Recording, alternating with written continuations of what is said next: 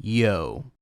You know, sometimes it only takes one little action, one simple movement to be remembered in the landscape of the internet. In truth, is actually maybe even too easy. While many might want to be remembered or known for some grand art piece, a project they've worked on for a long time, or maybe even simply just the funny stuff they make on occasion. The thing is, and this is kind of a hard pill to swallow, it's so much easier to be known by simply being cringe. It's the eye of the spider, it's poison, it won't bite.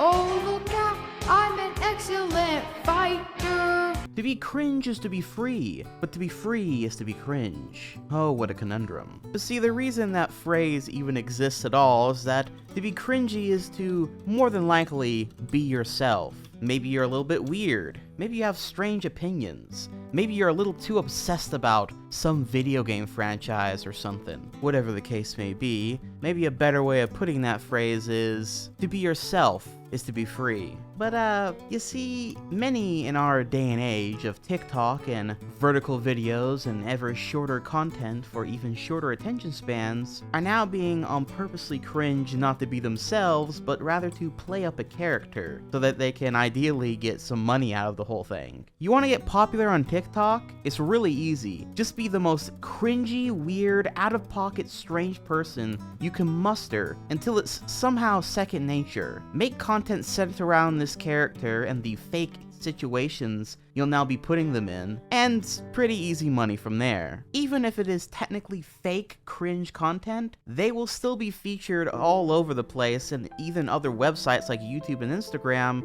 because it still will elicit that feeling, and most people will not know the extra context that you are playing a character, which actually works in your benefit in this case. God, what I wouldn't give to suddenly just not have a shred of shame or self-worth. Not that I particularly care, I mean, get that bread, I suppose. But the thing is, I personally find this type of content to be rather boring, because at the end of the day, it's only a frail imitation of the real thing, an ironic mask that clutters the pile when what I'm really looking for is authenticity, the genuine real deal. So yeah. Someone who is just putting themselves out there, and well, maybe being a little bit cringe. Because therein lies at least something that can go deeper than the basic first reaction. Someone actually interesting. Authentically interesting. Not just an obvious character. Now, all this preamble is really just to help introduce what is one of the more interesting internet figures, who often doesn't get talked about in detail. A person well known for finding Sonic females pretty hot. A man who once stood up for the decency of the internet, you might say. A person who has been creating videos for over 17 years, and yet is mostly remembered for about one or two of them. A person who, while often referenced and laughed about, has never really been given the chance to have their full story on the internet told. This, my friends, is the fable of Dylan Guptill.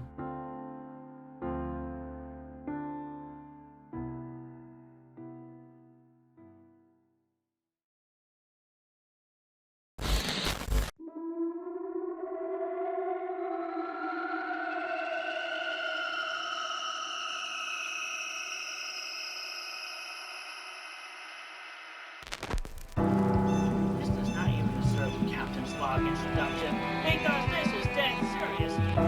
So I got a message out there for every fucking troll with a headset and a copy of Modern Warfare. Excuse me, I have some memories I need to repress. I hate the N-word, and by N-word, I mean nerd, not... Hello, gamer fans. Spax here. Everyone, I'm so glad you're still watching ADGN after 15 years.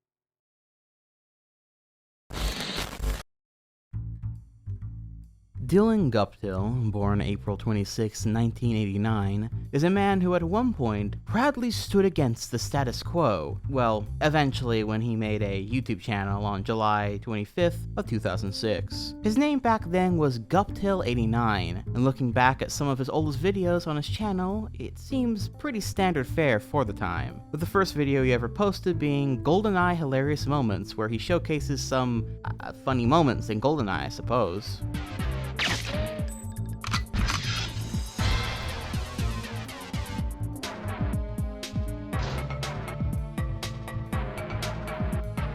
Pretty standard fare for YouTube at the time, but it was his next two videos that would come to be one of his more popular points of interest, shall we say. A set of two videos that you can see via the Wayback Machine were some of his first videos he ever published, but that will not be found on his current channel anymore, instead being uploaded to an archive channel, thankfully. These two videos were titled Celebration 15 Nux the Echidna, Part 1 and 2, which I think is best if I show you some of.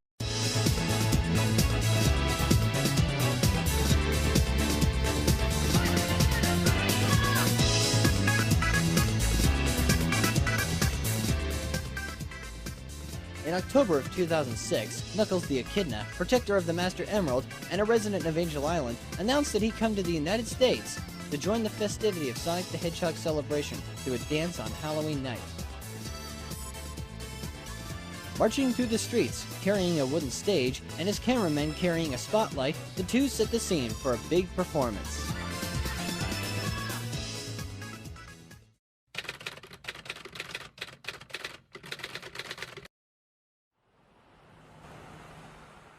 Okay.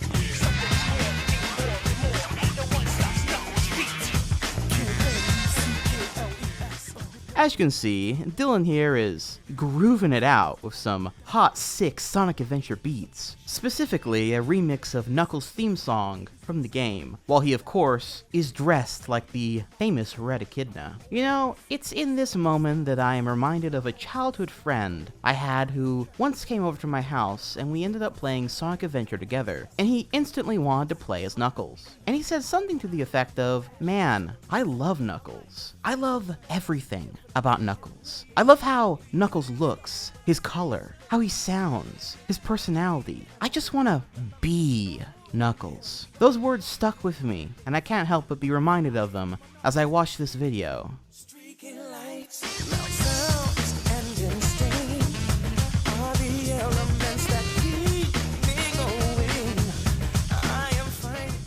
That childhood friend of mine later went on to hold a 7-Eleven hostage, wherein he killed at least 2 people and brutally maimed 3 others.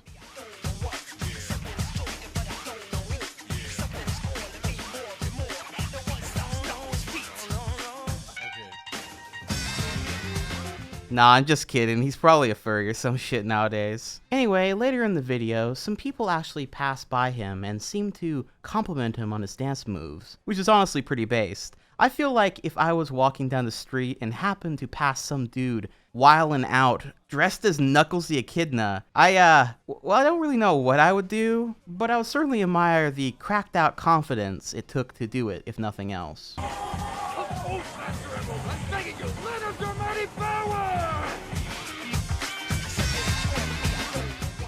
But this was but only part 1. What of part 2? Well,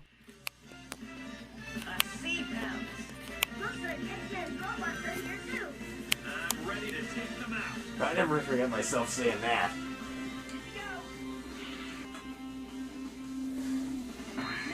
Can you open the stone door for us? Sure thing. Look at all of those X-Men robots. Too cool. Well, that's another one of my favorite quotes. Stone pillars on both sides of the path are beginning to crumble. We better get moving. Oh yeah. Use the current for that fan to go up. Ready to try the triangle dive?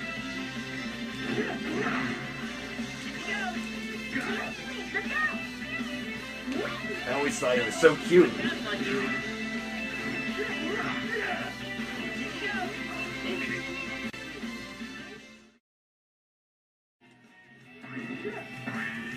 Man, I love my power. What the?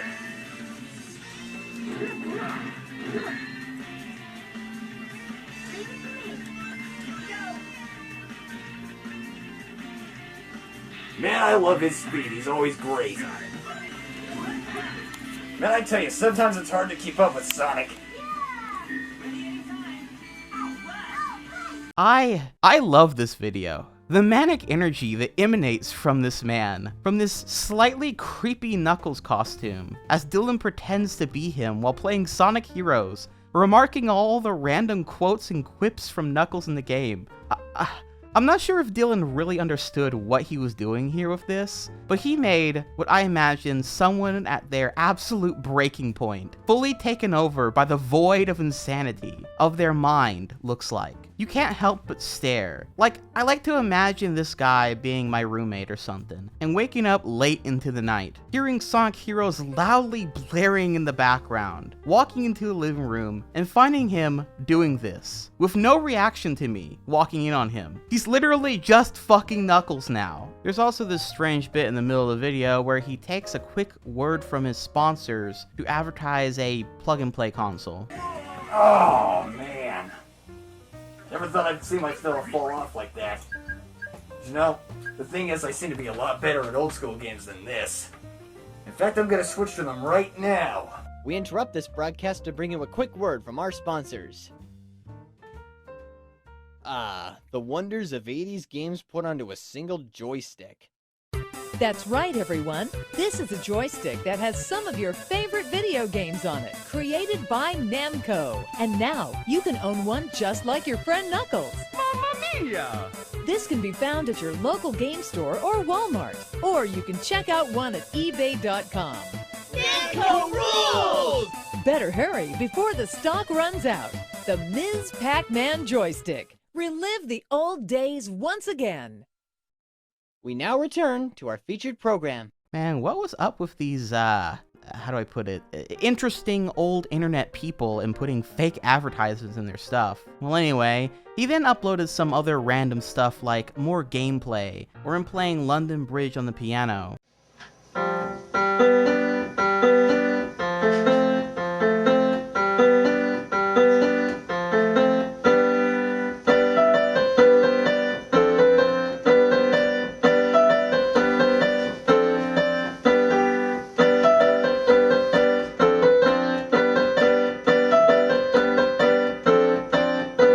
Before transitioning into something I'm a fair bit more familiar with talking about in this Internet Fables series, video game reviews, starting with his review of the game Myst.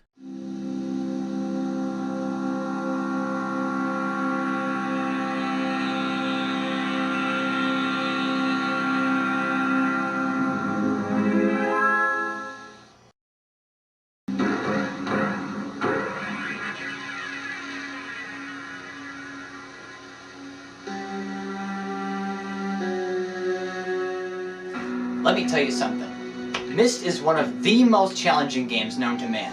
And why? Well, basically, its genre is puzzle solving. And in my mind, this game was probably pointed towards the people who completed science college and have any level of degree. Bachelor's, master's, PhD, whatever. You'll soon figure out why in a minute. As YouTube commenter Goattongue noted, video length equals 7 minutes and 35 seconds. Total of times he slapped his knees, 19. That funny observation aside, Dylan does go on to review the game and praise several aspects of it, and detail its core ideas, before then noting, "And this is where your notebook comes into play. This is what you need to complete the game as well as your brain. That's why I said this game is probably best suited for the people who have completed science college. The scientific-minded people, to be exact." He goes on to describe how difficult the puzzles of the game are, all while this low quality but kind of aesthetic footage of his camera pointed at his old computer CRT monitor showcases what he's talking about. After the message, the real adventure starts. Cluelessness can jump into your mind every so often during this time because the game hardly gives you any clues at all of what to do next. When you finally get the opportunity to travel to another age, you have to touch another picture. The main goal in each age is to find a red or blue page and exit the world. And of course you must solve different puzzles along the way. During this time you must have a lot of patience because some of the puzzles are just ridiculous to try to solve. Take the stone ship age for instance. When you reach the compass board, you have to press the right button to turn on the underwater lights. Only one button can be pressed. Just one. If you guess wrong, the lights go out and you have to go back and turn them back on again. Just look at all those buttons. You'll find yourself doing this thing over and over and over again until you finally find the right one. God, if this still isn't the right one, then I'm just giving up. Yes! Finally! Oh, man! Yeah, I definitely deserve a break after all this trouble I went to. Save my game. Yes, please. You'll probably notice that this video is very clearly inspired by the Angry Video Game Nerd, but with a noticeable difference. There was actually no cursing or extreme reactions throughout the video. He also gets to the point pretty quickly, and I gotta say, besides the fact it's obviously a very short video and has some pretty... So, to sum this entire thing up, the graphics deserve a 12 out of 10 for its time, of course, because everything was so photorealistic at the time. And for the gameplay, walking around looking at things may seem pretty fun to some people. And, you know, the plot is also kind of fun to think about. You know, traveling to other worlds, talking to guys through books, and the list goes on and on. But you don't have to take my word for it, because if you get this game, just be sure in the future that you will not get mystified.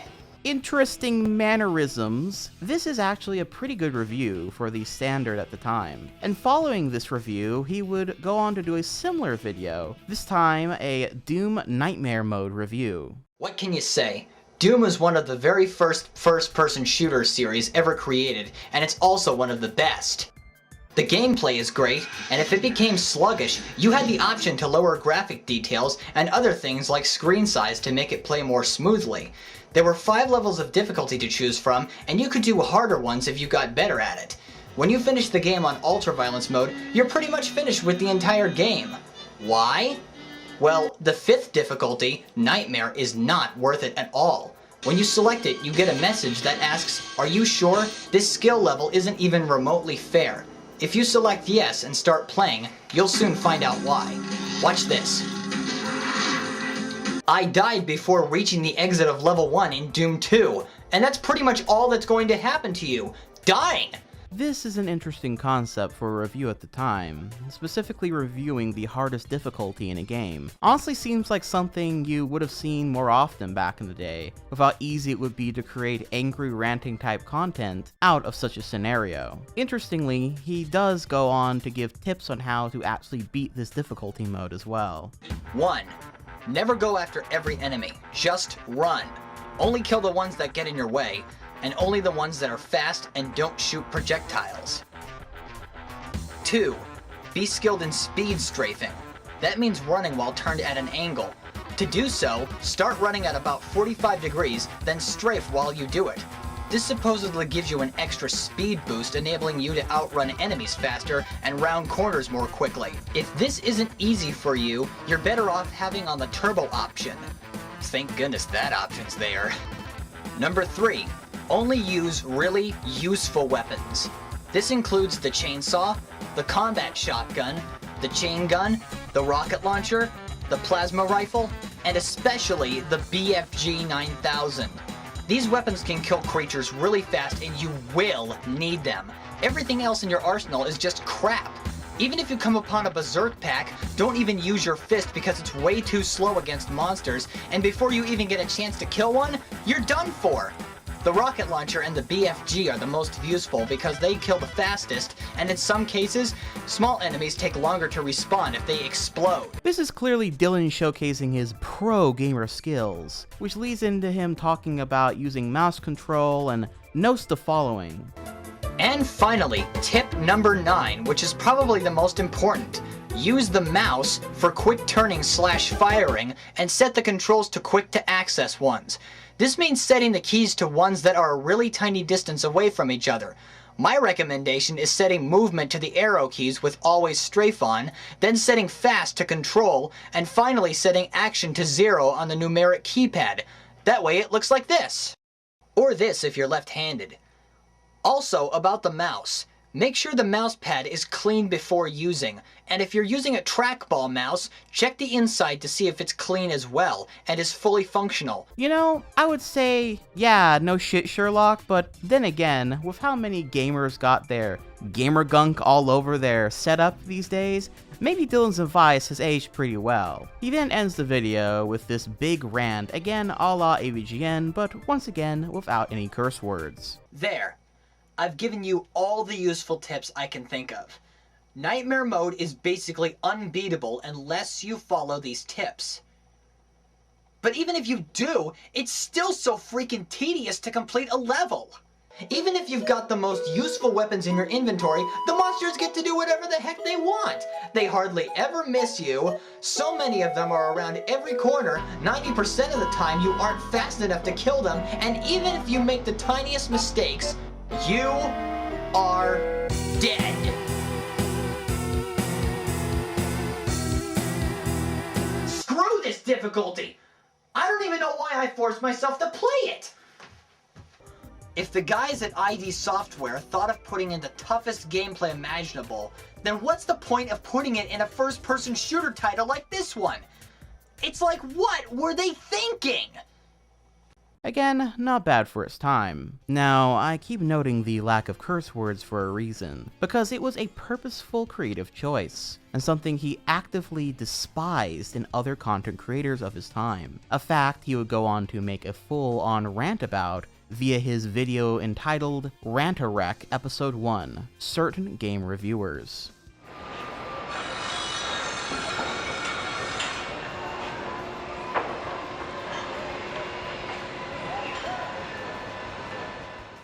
We all have things that tick us off in life. For example, bullies, drugs, and hard-to-control children. I can ignore all of these things. However, there's one thing that's been bothering me that I can't ignore. I'm talking about these users my age and up showing their complete lack of thoughtfulness when reviewing a video game. It's like someone pursuing a PhD but only reads comic books. There are 3 things that I can't stand. First of all, a few of them don't use a script. I wonder if they have written down any notes at all. Secondly, many of them don't edit the footage in the videos. It's basically footage that occurs as if you turned on the video game console and started to play from start to finish. And the third one is the worst of the worst. I'm sure some folks will object to this complaint. The worst part about these guys is repeated profanity and vulgar actions. Thought so.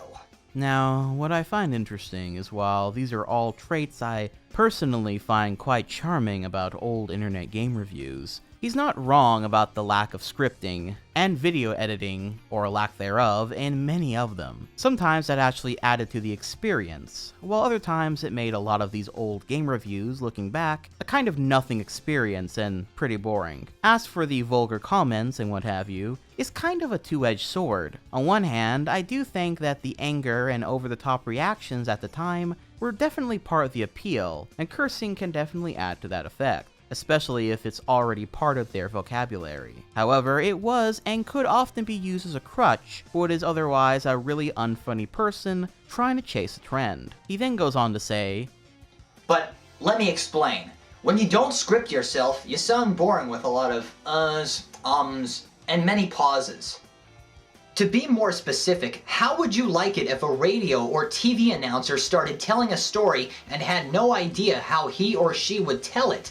With all the stammering and time wasting, wouldn't it make you want to change the channel? We usually only get to see the first few levels of the game you're reviewing. That doesn't always show us the troubled points you're describing.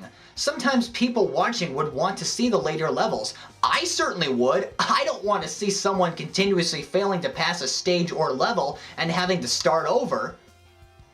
Honestly, fair points with there as far as the critiquing goes. He then goes on to rant about the curse words part in particular though.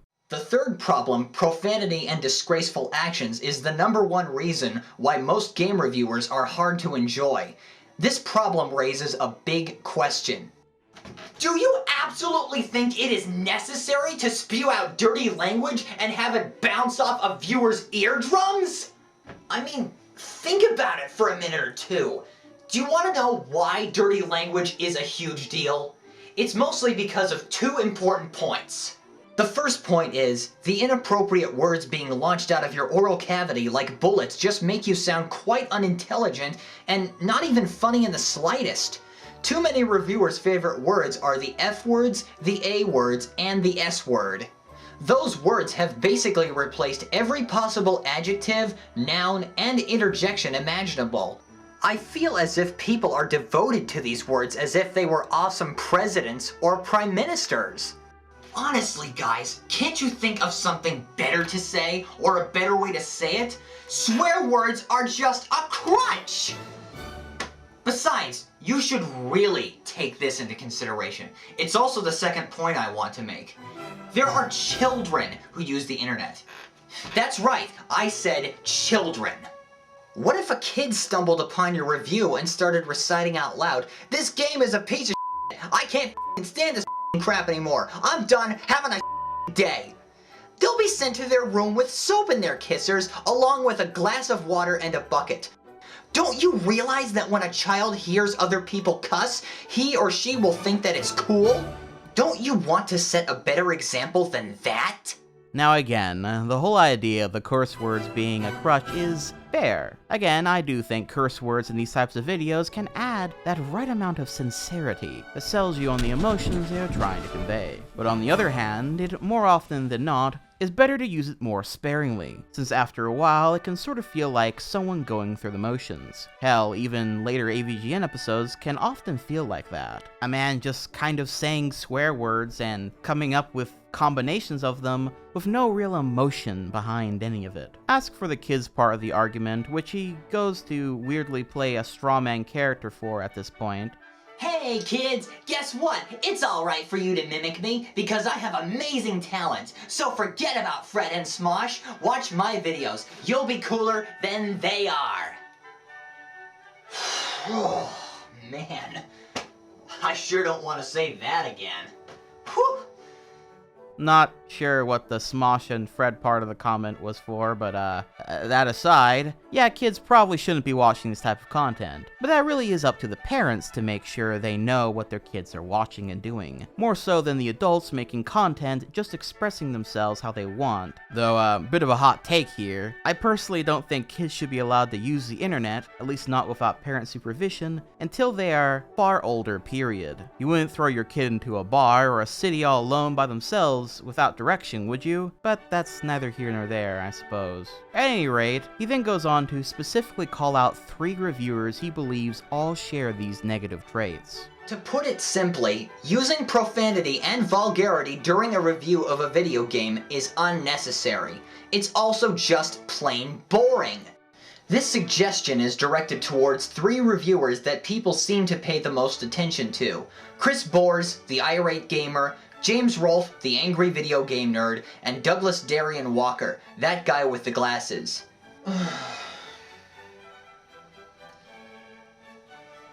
I have an idea. Why don't you revise some of your reviews when you get the chance? Sure, it's a truckload of work, but if you do that, you might just end up with more fans. Now this was not the take to have, especially since all 3 of those examples actually do script their videos. And while Irate Gamer may not be, funny, even he does make the effort to do more than just the bare minimum of the time. Not to mention the whole might have been more fans argument is silly relative to just how popular they were even then. Nonetheless, this was the take he had, and it, as you might imagine, it didn't go over too well. Like I said, he had a few good points in there, but I think the focus on the curse words part kind of made him seem rather pretentious by video's end, and coming across as though he was already of a higher caliber of game reviewer, just because he didn't say fuck or shit or whatever. But you know, since this is a video all about Dylan Guptill, I think it's only fair that I try to abide by his rules. So from this point on in the video, there will be be no more curse words from me. I'll call it the Guptill challenge. Nonetheless though, this wouldn't be the only video of this sort he would make, with another short one being about shopping carts not being put back where they belong. If you've ever been to a superstore like the Home Depot, Walmart, or the average supermarket, chances are you've come upon the sight of shopping carts scattered all over the parking lot. No offense, but are people truly that lazy? Leaving a shopping cart in a parking space instead of the corral just blows my mind. Why would you want to do that? It's disrespectful to the market. It isn't the employees or other shoppers' job to put the cart where it belongs, it's yours. There's no reason under the sun for other people to be doing your own dirty work. It doesn't matter how big or how small you are, you still need to be courteous. Please do yourselves an enormous favor and act like a responsible adult. You're not a kid anymore. Or, people misspelling stuff on the internet. I'm sorry, that is incorrect. Please step back now. I know I'm not the only person who thinks about this. We've gone through a whole bunch of spelling and English classes through the years, starting at first grade all the way up to your senior year in high school. But do we really need to see a lot of misspellings and punctuation errors on the internet, especially when you consider most of the people doing the writing have had a decent education? Of course not. That's why I feel like going against it today. I started checking out the internet sometime in 2001. Within a year later, I had come to notice some of the weird ways of typing in what you're trying to say. Lowercase i's to mean yourself, the letters PLZ to shorten the word please, and so on. Most of what I see are no periods, commas, or apostrophes included, not to mention that most people don't spell check their comments, messages, and email letters before posting or sending them. These things have climbed to the point where I cannot take it anymore. People, start using capital letters at the start of sentences, commas to... well, you get the idea. But honestly, why does neatness in writing have to be obsolete? If this junk continues up to the year 2010, I'll still be annoyed as I am right now. Not to mention that it's currently the year 2009, and mankind still doesn't understand that spelling like this is frustrating and confusing. Now, I know that when I post a video with commentary on the internet, I'm not only speaking to my fellow Americans, but the entire world. However, this video is pointed towards English speakers. If you know how to write and speak fluent English, do so, for crying out loud! Writing in a very sloppy way does not help a thing. Kind of like a more uptight and persnickety version of you know what's, BS, I guess, from the Angry Video Game Nerd. Now sadly, as far as I'm aware, the entire video to this clip is lost to the sands of time, as is, as you'll come to find, many of Dylan Guptill's old videos. However, the clip we do have is probably one of the most infamous and well-known things that Dylan Guptill has ever made a rant about. That being on Ray William Johnson's Doing Your Mom song, which I think is best if you just see the clip for yourself. Apparently, Mr. Johnson is part of a hip-hop group called Fatty Spins. Recently, he made a song called, get this, Doing Your Mom. Doing your mom? That's just insulting! I dared myself to watch the music video of that song, and this is what happened. I'm doing your mom, yes yours. First floor in the Walmart, picking out your drawers. Big Dolly Parton hair like an 80s prom queen. But her ass was looking good all up in them mom jeans. I approached her in the checkout line and said, oh baby, what's up? She had 2 gallons of milk and I was staring at her jugs. 5 minutes later, she agreed to get with me, so we went and rocked the minivan like giggity, giggity, giggity. I was ready. After that, I had to calm myself down gradually. I'll tell you, it wasn't a good experience. But hold on, it gets even better. He made a t-shirt of the same title. I can't even begin to imagine why that article of clothing exists. Who's gonna want to wear that junk? You wear it, you get nothing but mad responses you'll regret. Take that shirt off! Were you raised in a barn full of idiots? We do not allow that repulsiveness in school! I'm writing a note to your parents and sending you to the office. Get out! And eventually, this will happen.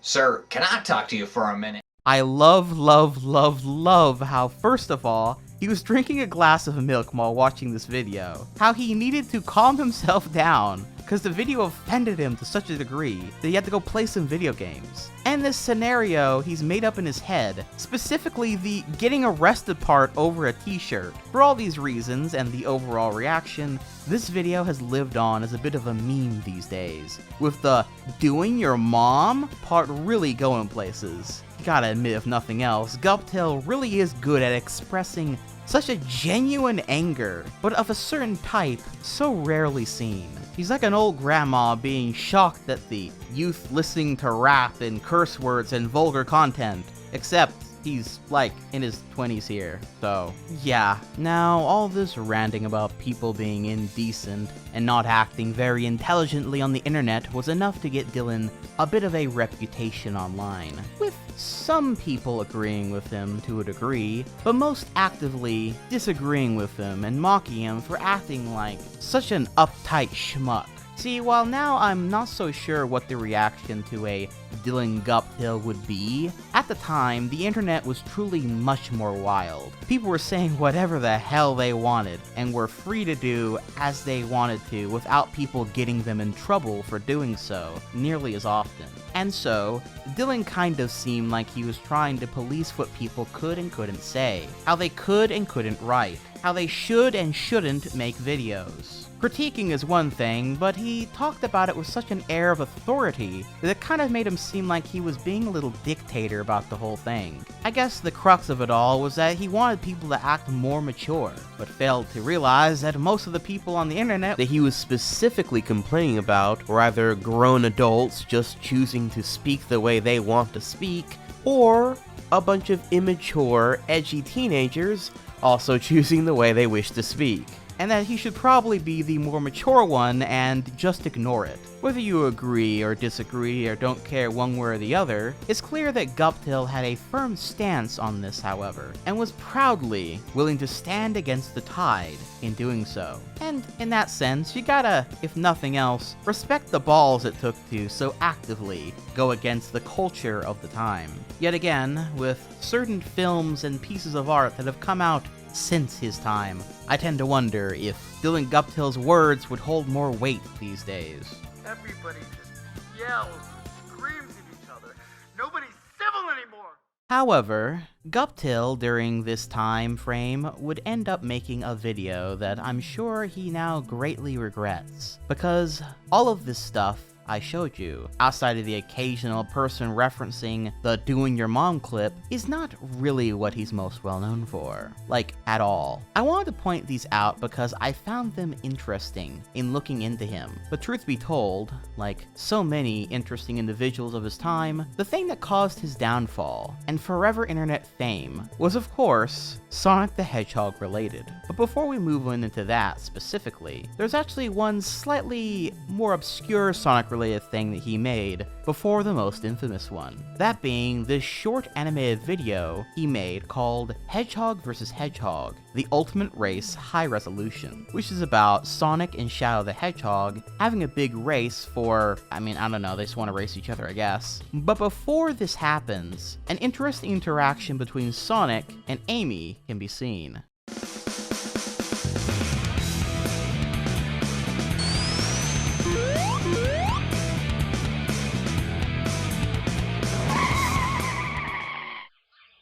Gotcha this time, Sonic! Amy, what's the deal? Why can't you just go bother someone else? Are you doing anything special today? Well, I'm gonna be racing Shadow at 10:30 a.m. at Green Hill. Are you gonna marry me after that? I bet you are. For the last time, no! I've been through this many times before, and I don't want to have to go through it again. Come on, you know you want me, True Blue. Hey, what are you...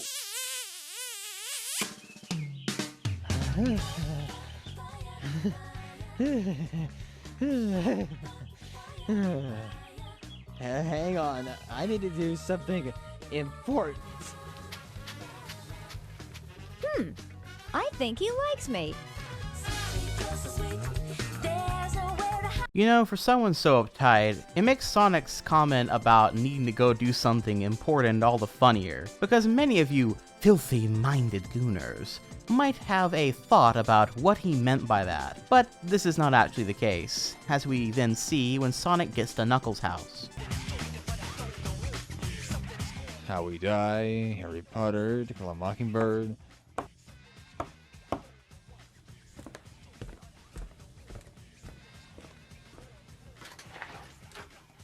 Oh, hi Sonic. Knuckles, it's important that you hear this. Something romantic just happened to me.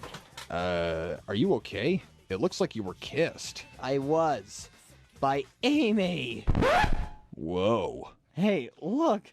I'm gonna be racing Shadow in half an hour at Green Hill, but I really need to take a nap in your house somewhere. Gosh, I don't know about that. I just cleaned this place up myself. Alright, you could take a nap on my couch. Thanks, man. I owe you one. Little help? Anyone? Now you might be wondering, why does Knuckles have a house? But you might also be wondering, why does Sonic, looking like he just smoked some mad pot or something, immediately read to him as having gotten kissed? And why does getting kissed make Sonic sleepy? This isn't like a thing in Sonic or in reality, so why? My only conclusion is that either this is the strange reality that Dylan Guptill believes happens when you get kissed, that you get all dopey and dumb and need to pass out from being overwhelmed or something, which I'm really sorry to say this, but is one of the most got-no version of reality I could possibly think of. Almost rather endearing in its innocence. Or maybe this is Guptill projecting how he personally deals with such an interaction, since it's way too specific of a thing to not be based on something. Either way though, we then get this, yet again kind of stilted and strange interaction between Sonic and Shadow. Hey there, Shadow. Oh, it's you, Sonic. Hey, I have a curious question to ask, honestly. Do you think I might be able to outrun a Harrier jet? Well, maybe if you tried hard enough. But what about you? You think I could outrun you? I doubt it. Oh yeah? Well, just see about that. Bring it, Blue Hedgehog. And then the two race. Not gonna get me. What the? Might as well.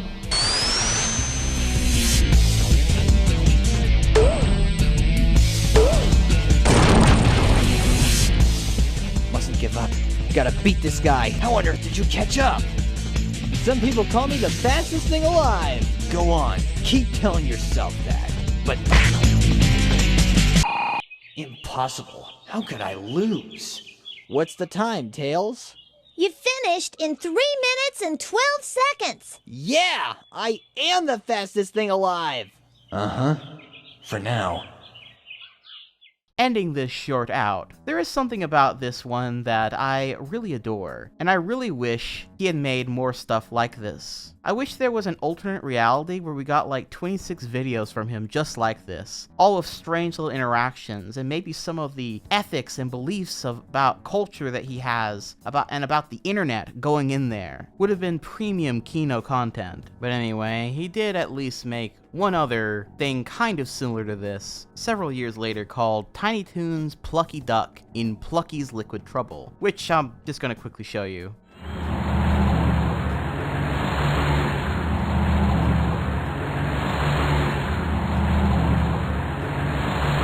Where am I ever gonna find a water gun for today's water fight?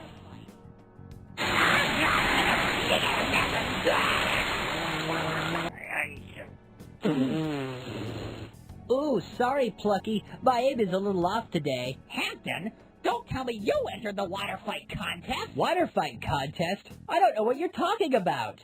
Don't play dumb with me. You just squirted me with that hose. No, really, it's the truth. I was just given a job to clean the streets.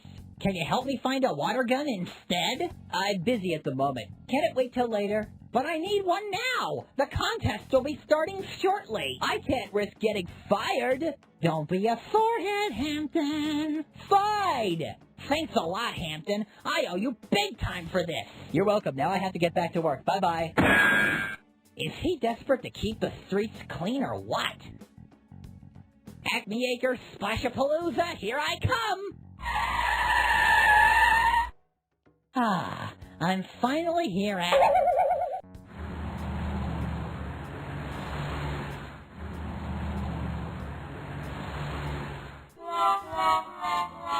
Oh, why is life so unfair to me? You get it? Cause he wanted to go to the water park to use his water gun in the water gun contest, but it was canceled till the next day. You get it? It's actually really funny when you think about it. It's because he expected it was today and rushed to get his water gun, but hee-haw, it was actually tomorrow, meaning he could have like taken his time, and now he's he's slightly inconvenienced. Talk about a laugh riot of a punchline, am I right? That's so funny. In fact, I think we gotta cut the commercial break.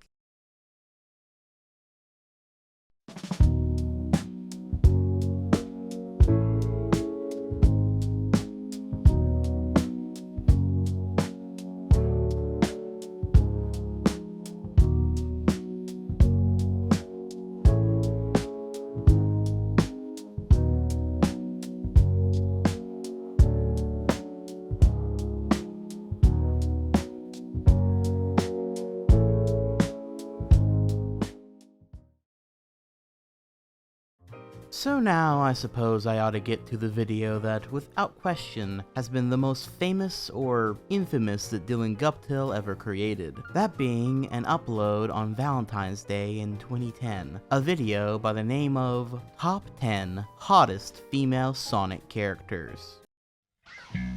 Sonic the Hedgehog, one of the greatest and most attractive characters ever thought up.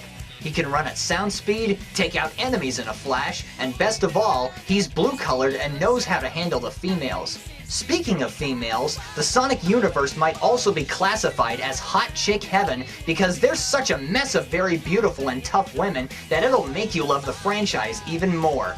And since Valentine's Day is around the corner, I've been inspired to make a top 10 list of the most beautiful female Sonic characters. Grab yourself a snack and a glass of orange juice and try not to reach through the screen because here we go! You know, sometimes guys, there comes a video that within the first 40 seconds, you just know it's gonna be one of the greatest pieces of art you've ever seen. From the fact that he called Sonic one of the most attractive characters of all time, called the Sonic franchise Hot Chick Heaven, with a graphic he made for it no less, really showcasing just how much he feels this to be the truth, to his randomly telling everybody to get a glass of orange juice and to try not and reach through the screen. I don't have any words. What commentary could possibly be added to this? I guess I will say that there is an interesting contrast here with what is clearly his more uptight, I guess more conservative nature, contrasting with the very concept of the video, ranking a bunch of chicks, anthro characters no less, based on how hot, or i.e. how much he would personally love to have sex with them. This is why I felt it important to showcase his older stuff first, to better really illustrate what a weird video this one is from the get-go, to be coming from this guy of all people, especially since these days you would never see a video like this made outside of one of those channels by a gooner who probably offends lollyporn, or is one of those more openly degenerate activity furries. But anyway, moving into the actual ranking, let's see his top 10 and why he picked the ones that he did. Number 10. Try this question on for size. Who chases and hugs Sonic all the time and wields a powerful hammer? Why, it's Amy Rose, of course!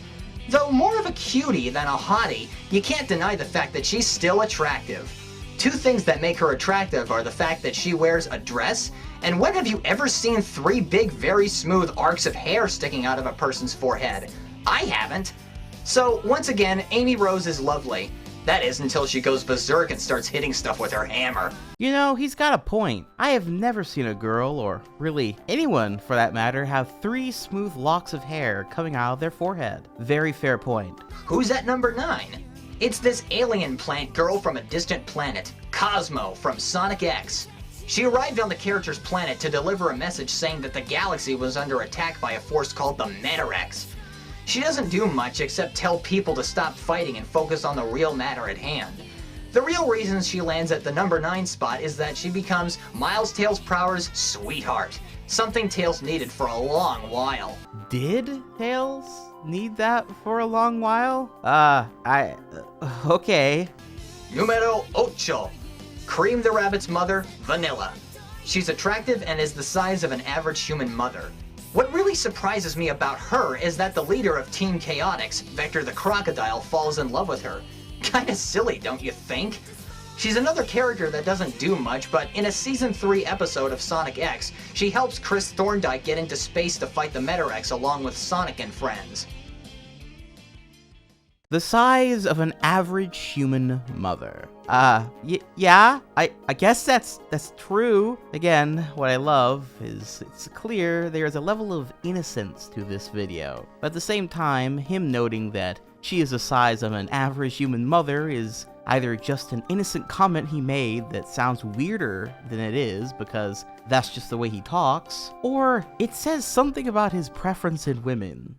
What number's next? 7, of course. Wave the Swallow from Sonic Riders. People always root for the good guys, but sometimes the bad guys steal the show.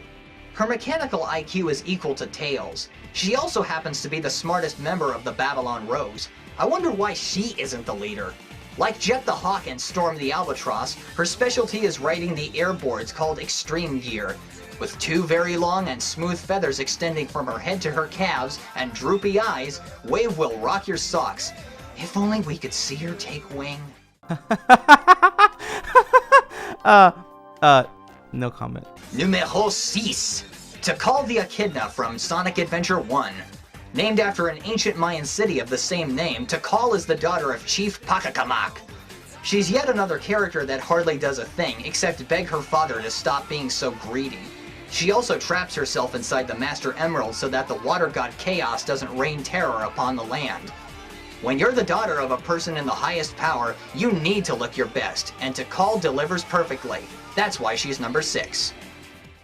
I love how he says she's a character that doesn't do anything, then proceeds to talk about her doing things that directly impact the whole story of the game that she's in. Number 1, 2, 3, 4, 5! Mina Mongoose from the Sonic Archie comics. How could you go wrong with a girl who looks like this? She could run nearly as fast as Sonic, and she went from being a freedom fighter to being a pop star singer. Next to Princess Sally, she looks more humanoid than the other characters. Who could top someone who has long mauve hair? Huh, yeah, how could you go wrong with a girl who looks like that? Huh, guys? I mean, just look at her. Don't you just want to wrap your hands around her thin little neck and rip? This female standing at number 4, Blaze the Cat. One word, pyrokinesis. How would you like to have that superpower? I mean, Blaze could play around in the Himalayas for hours and she would be perfectly fine. Also, her 45-degree ponytail makes her look like a Native American. I really love the fact that her love interest is the telekinetic hedgehog Silver. The combination of mind-moving and fire superpowers make these two a reliable couple. But what really lands Blaze in the number 4 spot is that her attitude is apparently more different from the other females. This one really is the whole package. The comment about playing in the Himalayas for hours, her being with Silver and them both having powers making them a, reliable couple for some reason. He clearly missed the obvious joke of saying that they are a power couple, but whatever. And of course the fact that she is more different than other Sonic females. What did he mean by this? We will sadly never know. Next up is number 3. What's better than having a female with cascading quills? How about a female with cascading quills and hair? Julie Sue, the Echidna, another Archie comic exclusive, has that feature. She's smart, knows exactly what to do as a freedom fighter, and even trained Amy once. She's also the girl of Knuckles' dreams. Lucky him. Her older self in the series, Mobius, X years later, is just downright hot. Just look at that long ponytail. Now we're talking! Now we're talking, guys! Don't you just want to be see Knuckles and have Julie Sue on your shoulder every night before you drink your warm Betty Bye milk? Also, I have noticed a bit of an interesting pattern at this point, that Dylan Guptill seems to be really fascinated by the Sonic character's hair. I have nothing to add to that point, just an observation I've made all the same. Number 1, 2, button my shoe! Princess Sally Acorn. There's a lot to say about this character. She's the heir to the throne, Sonic's first official romance, the only character that used to not wear clothes, brave and athletic, the most humanoid character, and is like a mother to Tails. In the TV show Sonic Sat AM, one freedom fighter, the cowardly Antoine, constantly tries to woo Sally but doesn't succeed because he's a coward. The princess is also a semi-perfect example of an excellent love interest, although there were a couple of times when she really snapped and acted like a lunatic. In the comics, that is. But overall, Sally Acorn really stands out amongst the slew of females, not just because she's Sonic's first official love interest, or because she's the only one who didn't wear clothes, but because in the comics, she grew very long hair and married Sonic in the future, becoming the Queen. Again, what is up with the hair comments? But with all that said, what's gonna be his number 1? So, you've seen a pyrokinetic cat, a swallow, 2 gorgeous echidnas, and even a princess. Who could possibly top those kinds of females? Well, get ready folks, this is the number 1 hottest Sonic the Hedgehog female character.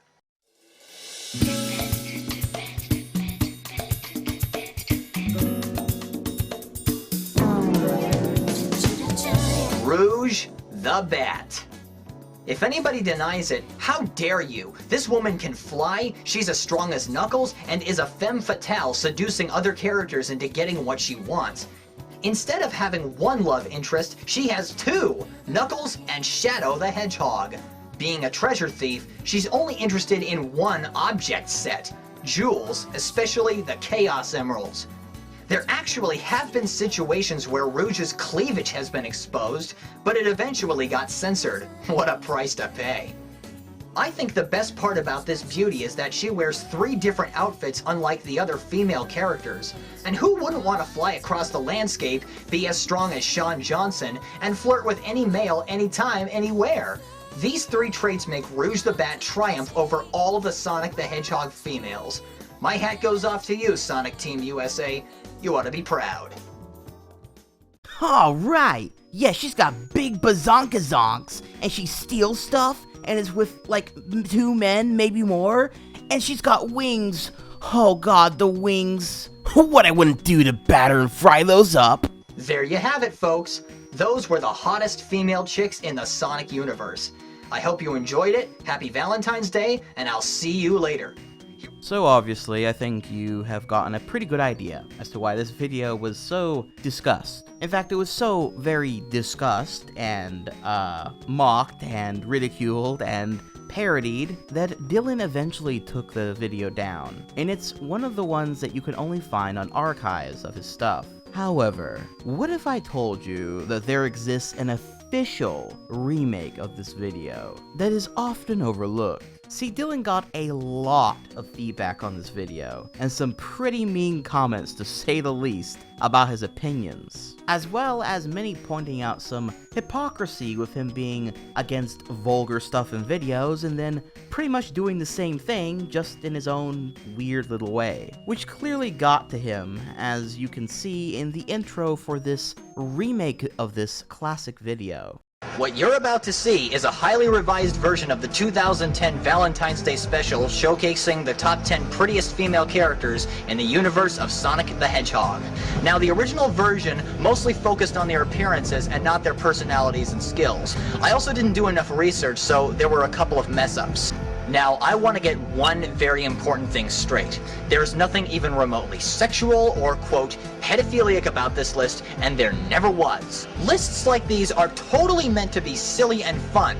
The problem with some of you is that you felt it wise to take it to the extreme by calling me a furry. Please. And even though you were offering me constructive criticism, you were still being way off base and spreading a lie. Bottom line, think hard before you talk, and grow up. Well, Now that I got that off my chest, enjoy. Dylan Guptill kind of fell for the oldest trick in the book. He responded to the criticism in a clearly upset state. Mind you, I do get the feeling that based on his personality that he isn't secretly some weird pervert or even a furry. No, that's far too easy. I legitimately believe Dylan Guptill is of a different breed entirely. He's a man who I do think has far more innocent intentions in mind that are very easy to twist into him being a weird pervert because there are so rarely people like him. The kind that cares about common decency. The kind that thinks of the children first. The kind that gets very uptight about what people do, say, eat. A classic goody two-shoes type of character. Some may even say a bit of a narc type character. The kind that when he makes a video like this, it was for fun and not because he actually wants to pork all these furry characters. Of course, feel free to disagree with me, but I do believe that him going out of his way to remake the video and say all this says that the perception of him being a weirdo clearly got under his skin. Maybe you could read into that and say that he's actually in denial, but I think when you take him at face value, not only is his videos even more funny, but also interesting as again, he was someone who really did not fit into the public space of the early internet. In fact, he was the exact sort of person people were bound to make fun of, and while it was fun to do that, especially with how strange his wording and mannerisms could be, I also can't help but feel that people like him made the internet extra interesting, too. I guess truth be told, I can't help but feel a little bit sorry for him at the end of the day. But at the same time, he did continue to make videos and express his opinions, so it is more than fair game for others to react, mock, or critique said opinions all that they want as well. My long diatribe aside, this new remake of the video has some pretty significant changes. For one, the order of the characters is different, and the video is now called the top 10 prettiest Sonic females. And the list starts with Tikal this time. Number 10 is Tikal the Echidna. She was named after an ancient Mayan city of the same name, and is the daughter of the Echidna tribe chief, Pakamak.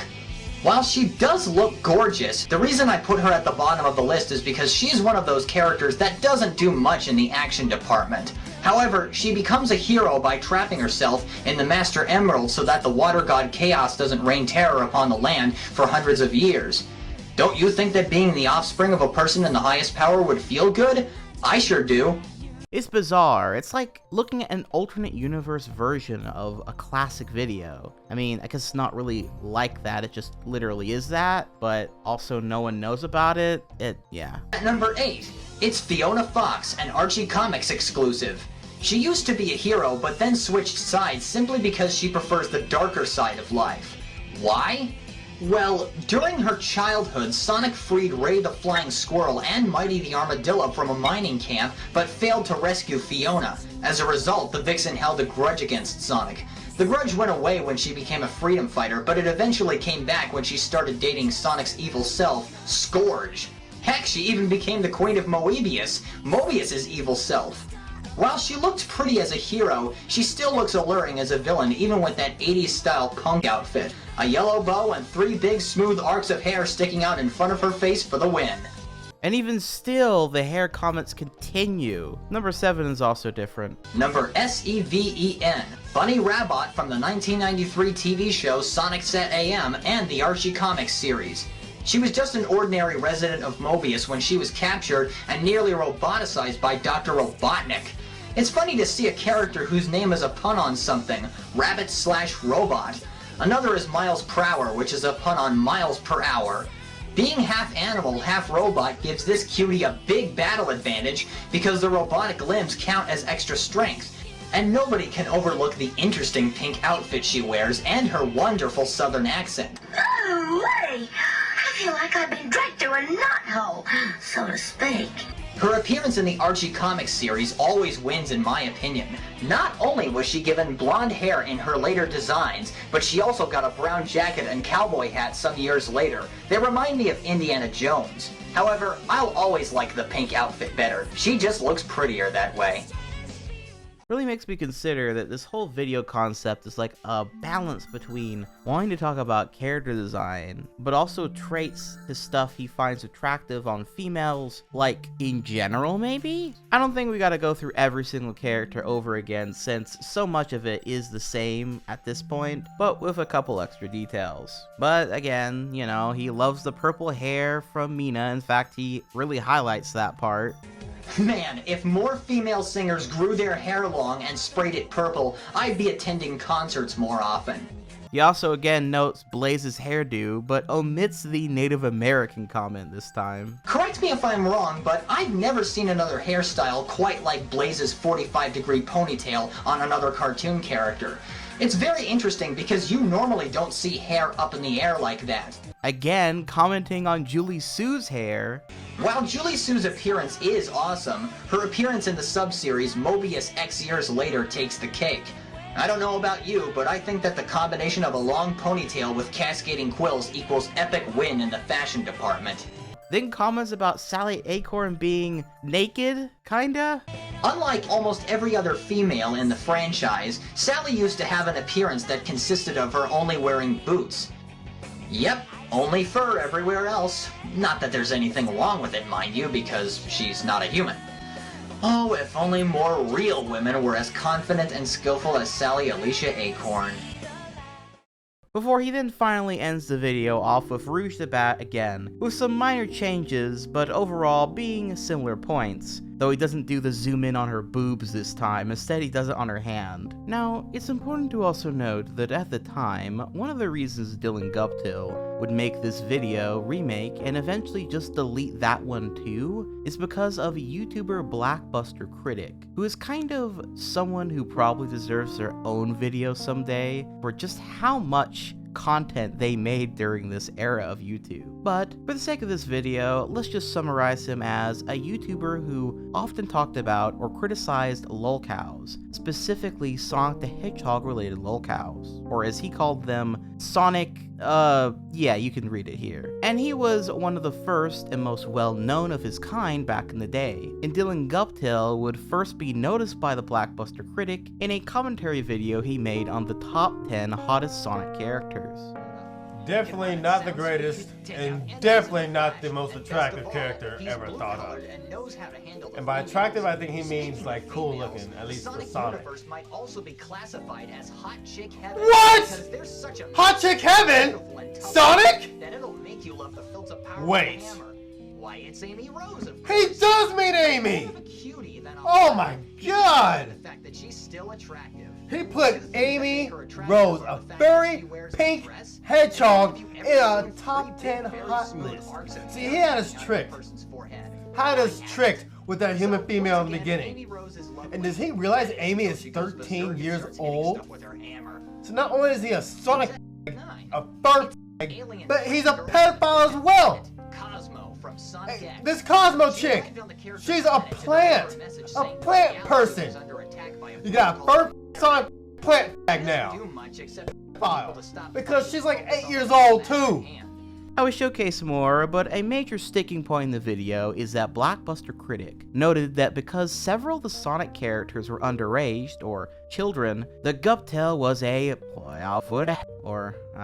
what's the modern censoring of the word? PDF file, which is what Dylan was referencing in his remake video. Blackbuster Critic would then later feature Dylan Guptill in a double feature video, uploaded April 22nd of 2010, where he talked about Guptill and this other guy called Michael Dragon 800, and made the claim that they were both PDF files. But you guys probably already seen the commentary I did on Guptill 89 Sonic video, the top 10 hottest female Sonic characters. But before I even tackle Michael Dragon 800, I want to finish off Guptill, or Guptears 89. Now, he made a small little comment response on my commentary of his video. And he says, let me pull this up. Okay, read along with me, guys. You have taken a silly little Valentine's Day commentary about a cartoon and turned it into a federal case accusing me of sexually aberrant behavior. This is nuts! You and rest of the crew should be ashamed of yourselves. If someone else tries to make a funny comment about, say, Daffy Duck, are you guys gonna flip out in the same manner? Grow up and think. Something like this isn't worth your time. Guptill, we're accusing you of sexual aberrant behavior? You did that yourself. You're the one that said, yeah, that bat, that chipmunk thing, that cat, and those echidnas are the top 10 hottest characters. Now, if you said the top 10 coolest characters, that wouldn't be a problem. But when you say hot, that means attractive. When you're talking about how a character's personality is and how, oh, her beautiful flowing hair, that's stuff that's appealing to your eye. That's stuff that attracts you. Especially in a mounting sexual way. So you accuse yourself, okay, of that behavior. As we'll see a little bit later in the video, this had a knock-on effect of attracting a lot more people to Dylan Guptill, but with the specific purpose of making fun of him and noting how he was a PDF file. It's the origin point for where a lot of people back in the day were first introduced to Guptill, period. And it's here where, again, I feel I should note something. While yes, Dylan Guptill is a weird guy, maybe I could even argue, if I look at everything he has done in the least charitable light, that he's a furry with a hair fetish that's in constant denial and trying to police the internet because he is fighting against his inner demons, so to speak. However, even with that interpretation in mind, what I certainly cannot do is call him a PDF file. This commentary, while interesting and again funny for its time, highlights an issue I have with both old and new commentary type videos, and that's the ease by which people will call someone else a you-know-what with no evidence, nothing real to back it up, but still making that claim because the person is cringy, or they don't like them, or they're a little bit weird, and thus they just want to add in as many tag words as they possibly can. I personally find that to be extremely irresponsible, and muddies the water when there are so many real and sexual deviants trying to harm or groom children online. Can there still be warning signs? Yes. Have there been cases where there were people that were really into young characters and turned out to also be a PDF file? Yes, as well. But making a dumb video about finding Sonic characters attractive, and that seemingly being the only thing he's ever done of that nature, I would say it's not really fair to make that claim. Is the video weird? Silly? Cringe? Dumb? Funny? Yes. Maybe even creepy? Sure. Yeah. But pedophilic? Nah, man. Unless he was specifically highlighting the characters' ages and saying things about wanting to do perverted stuff with, say, Cream the Rabbit and shit. There is a way this video could have been made to have popped up those warning signs a lot more, but there's nothing even close to a comment like that in this video. If anything, I'd be more worried about the guy going around sniffing people's hair than I would him doing anything with children. Mind you, a lot of other commentary Blackbuster Critic has to say about Guptill's videos are fair, and even funny in a few cases, but I did feel the need to point this out because beyond my own contentions with it, I think it was this accusation that he was a furry PDF file that caused Dylan Guptill to actually eventually stop making Sonic-related content, period, as it clearly got to him and he didn't want to have those sorts of accusations levied at him, which I think does speak to the fact that he was unfairly accused. And it's a shame because it also got him to stop making videos of that sort in general. Man, we could have gotten so many more weird, funny videos about Sonic and maybe even other video game series from Guptill, if only people hadn't been so intense with their accusations against him. Again, it's in everyone's right to criticize and mock and do what they want.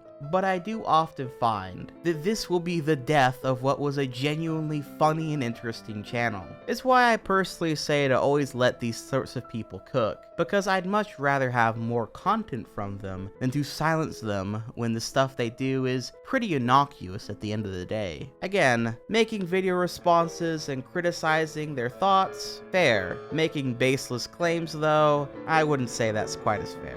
Of course, on the other hand, Dylan Guptill could be pretty contentious, and some could say that he was kind of asking for it when he was acting like he was better than other people for not using curse words in videos. But at the same time, I wish it would have stayed to criticizing his thoughts, rather than LARPing that because he made a cringy video, he was now a terrible person who does terrible things to children. But now you're probably wondering, well, that video and the whole fiasco happened in 2010. Did Dylan Guptill make anything else of note in that time since? Or even around that time? Well, a few things actually. At one point, he wanted to start a series called D3's Video Mania Tips, where he would give tips on games old and new, I guess akin to his Doom Nightmare Mode video he made.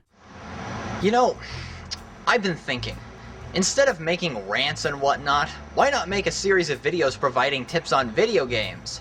This idea has been in my head for quite a while, and now that I have Final Cut Express and LiveType, I feel I have the right tools for the job. The series is called D3's Video Mania Tips, and it's going to focus on games released on today's console. Every so often I'm going to tackle an old school game that's on the PS3's PlayStation Store or the Nintendo Wii Shop channel, and sometimes ones that aren't. Just to keep thousands of game requests at bay, I'll list the systems I have. I have a Super Nintendo, an NES, a Nintendo 64, PlayStation 2, Nintendo Wii, PlayStation 3, GameCube, Nintendo DS, Game Boy Advance, and a Game Boy Color. I don't have an Xbox or an Xbox 360, and I don't plan on getting either one. Another thing I want to point out is that the image on my cathode ray tube TV is starting to spread out a little on the edges, meaning that if there's a status object at the very top or bottom or to the very side, the object will be off screen a little bit. I use that TV for my older consoles. And one more thing. I will barely touch on regular 8-bit Nintendo games because Rob Bryant of PlayTheNES.com does a great job of covering them. I've also posted a link to his YouTube channel page in the video description below. I'm looking forward to getting started with this series, and I hope you'll enjoy it. It'll be coming very soon, so stay tuned. See you later. Take care. However, this didn't seem to go anywhere. He also had several voice demos he made, because strangely, every Sonic/anime YouTuber at the time had a video of them doing voice impressions. I guess it was for possible acting roles, or fan dubs, or a bridge series, or just for fun. All I care about in this park is the safety of the kids. Hello, it's me, Mario, hoo-hoo! Oh, nice computer you got here. Can I have it? All you people have a rotten day. Auga! Luigi, King Koopa has the princess locked up in his Coney Island disco palace. Now, I fought my way out, and I've been looking for you ever since. We gotta go back and rescue her. Well, then we better go now before I get scared just thinking about it. This is preposterous. Ah, you're killing me! Don't you understand I'm an innocent bystander?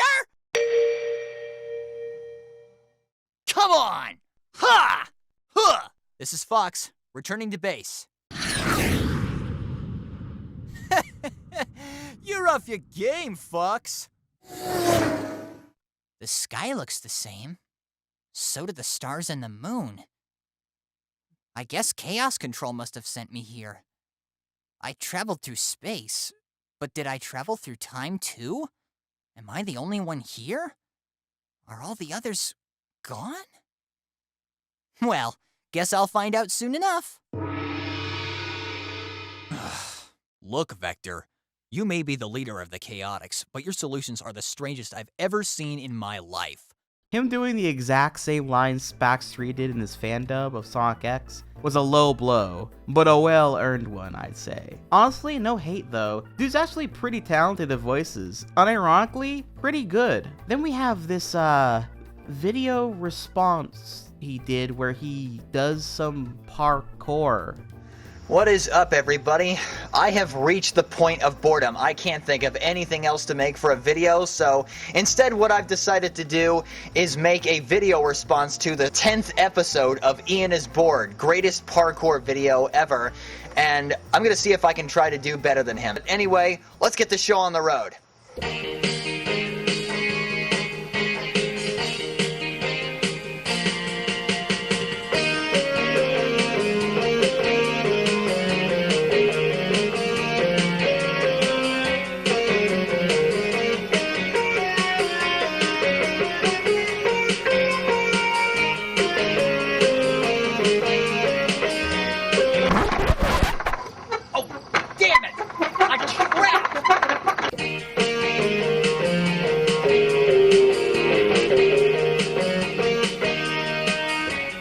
Bro do be hoppin'. And he actually did a sequel to this one, where he exercises and, well... Boredom has struck again. I am running low on video ideas once more, so, just like last year, I feel the need to make another Ian is Bored video response. This response is directed towards episode 13, Exercise Fail. Now, I don't consider most of what he did in that episode a fail because he actually did very well. Just like with the parkour response, this is an attempt to see if I can do better than him. So, let's get going.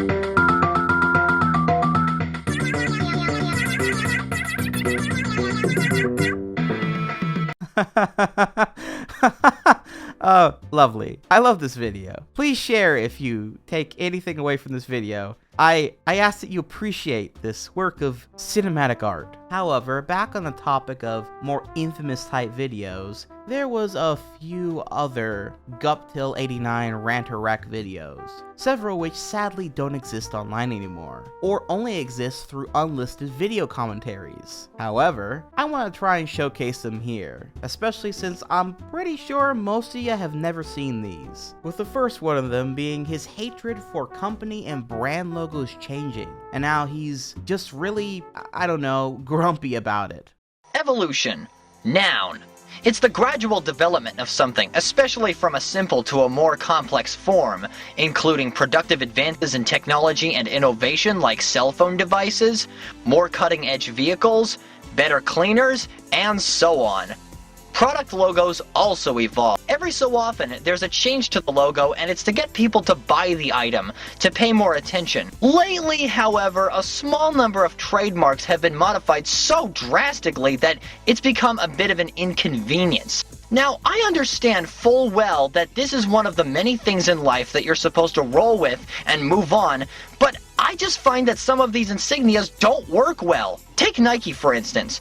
With the previous designs, you could easily recognize what the brand name was. Today, the current seal is just the swoosh. People unfamiliar with the brand are not going to know it's Nike unless they do some research. The same can be mentioned for Gatorade. Currently, it's called G. You might be able to make out the tiny letters that spell Gatorade on the bottle, yet the fact that it's referred to as just G still stands. Furthermore, the commercial series titled What's G that premiered the name change didn't even display the beverage. At first, I thought it was a new shoe company, and I continued to think that until I saw the refreshment at my local supermarket. Luckily, when it comes to other corporations, there have been some exceptions. Take a gander at Pepsi. You can see a clear progression in the logo design, and the most modern version isn't completely unrelated to its predecessors. Another thing that's irritating is the method of remodeling buildings that serve the public when they don't appear to need it. The only time an establishment really needs to be revamped is if it is decaying or if it's been vandalized. For example, the Dunkin' Donuts in my town used to have this type of sign. It didn't look like it needed polishing or replacement. The building also had a tiled roof with a signboard on the side, similar to this one.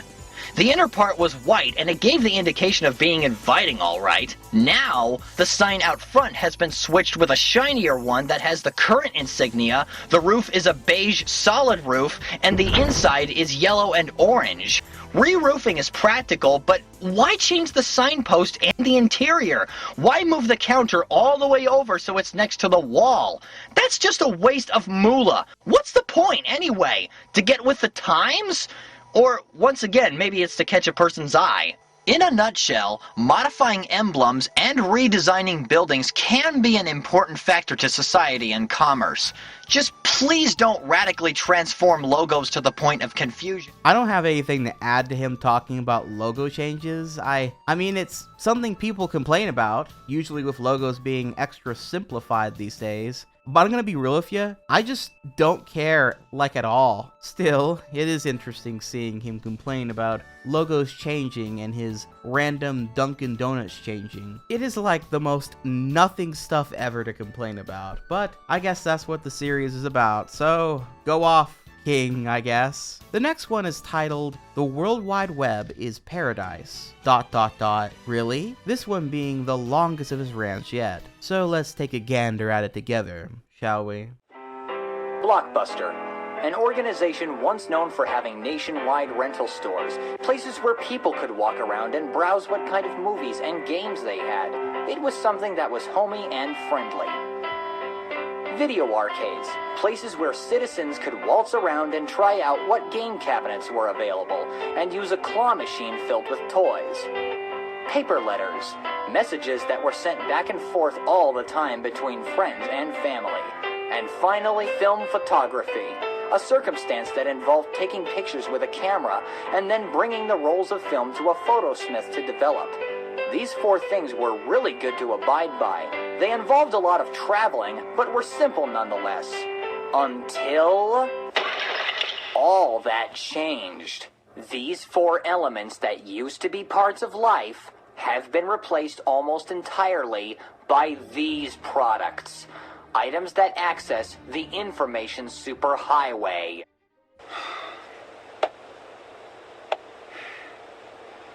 I really don't want to sound preachy and make it sound like I am repeating what I already thought about the current World Wide Web, but when something you feel is important comes along, you need to speak. Here's the deal. The one major problem about the internet that I didn't think to mention before is that in most cases, it is killing physical socialization, something we humans were meant to do daily.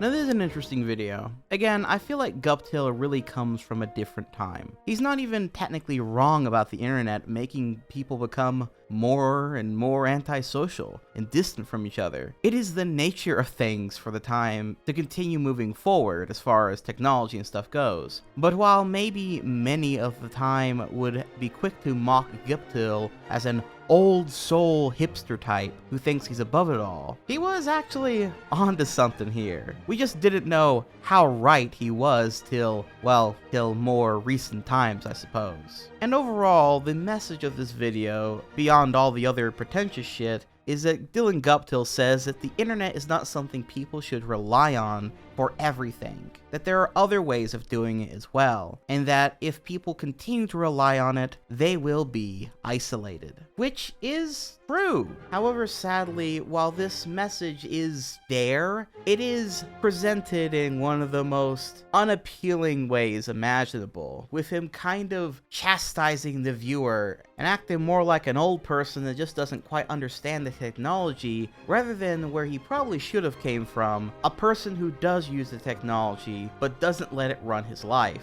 The video is basically, in essence, go touch grass, but Dylan Guptill, and this is a problem with all of his videos, presents it in such a pretentious, unpalatable fashion that even when he is on to something, it feels lost in the weeds of all of the other stupid little points and dressings of the argument. I guess what I'm trying to say is, Dylan Guptill was on to something here, he just couldn't quite grasp it fully and present it in a way that made people actually understand where he might have been coming from. Instead, he acts as though you shouldn't use this technology nearly at all, despite him actively using a computer and uploading videos to YouTube for all the world to see. Makes it all ring a bit hollow, you know? With Blockbuster LLC closing every single rental store and moving everything they do to cyberspace, online gaming causing so many video arcades to go out of business, and so on, it seems to me that laziness has reached a whole new level.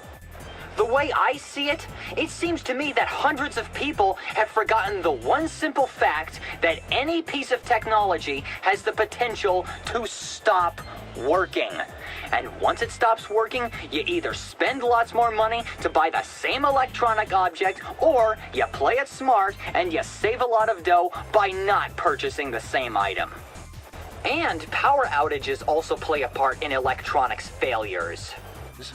Why am I pointing out the obvious? Well, to quote Undertaker Freak 1127, technology is not infallible. It's never perfect. It never lasts forever. See, if you take the time to think about it, do you really need such high-tech stuff that in the old days only the military used? No, you don't. Heck, I used to use a regular mobile phone.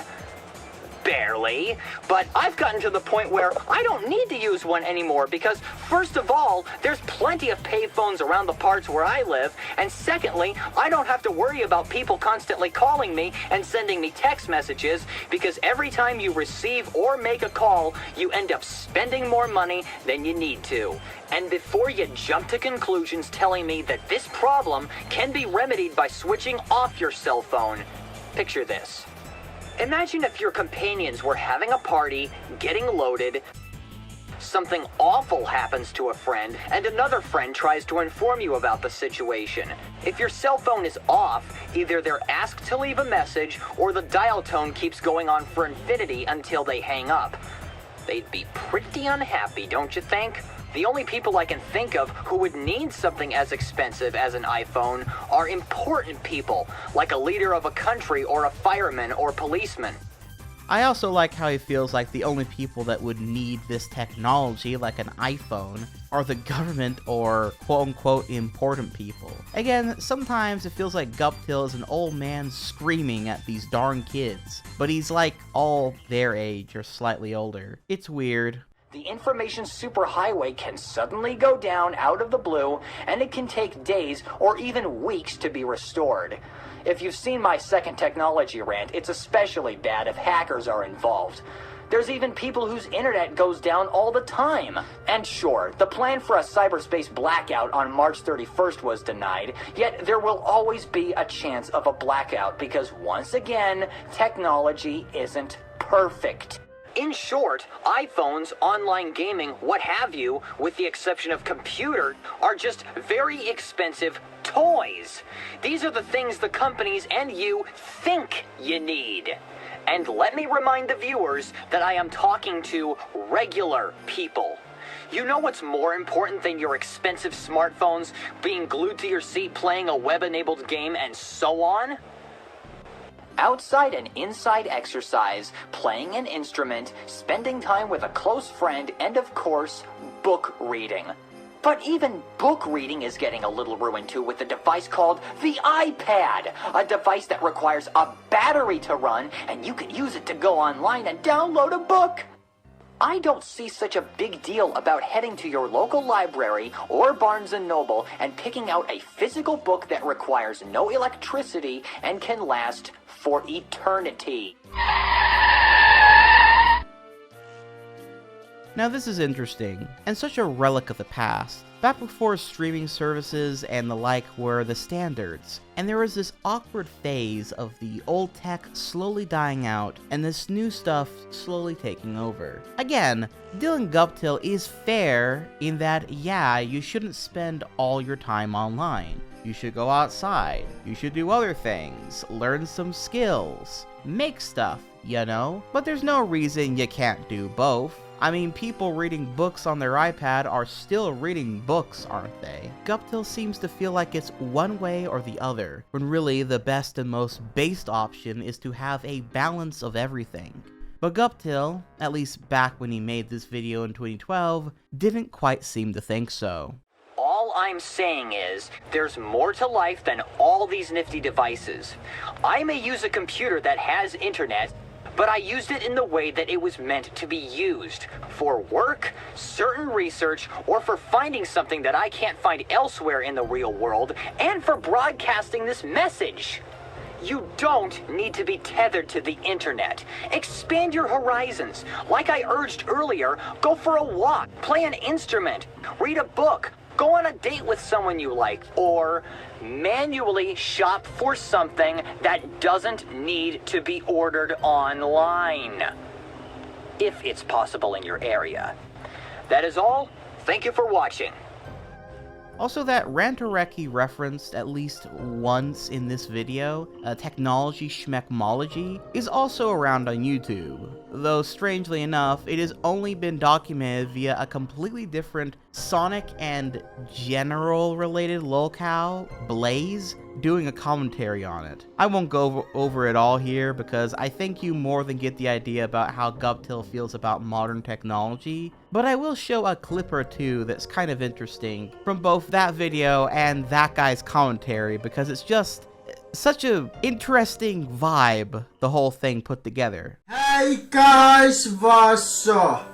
This is Blaze, the movie film with you yet again, and it's time for another commentary video. This time I'm going to do another commentary on Guptill 89. For those of you who don't know who Guptill 89 is, well, let me explain. He's basically a guy who is infamous for making terrible rants and that prettiest looking Sonic female characters list. Yeah, he is pretty infamous on YouTube, not as infamous as the Irate Gamer, but there are a lot of commentaries done on him. As a follow-up to Rantorek Episode 3, I've discovered more things that are wrong with the machines and devices today. Really? Let's hear what you have to say. Since I already talked about the compatibility issues on computers and the pixel resolution of regular channels and the dumb button layout on HD TVs. How exactly are those buttons stupid? Please, alright, he explained it in another video. Never mind. Time to move on to other issues. Now, what other thing could possibly have flaws? Well, you'll probably jump when you hear this. Cars!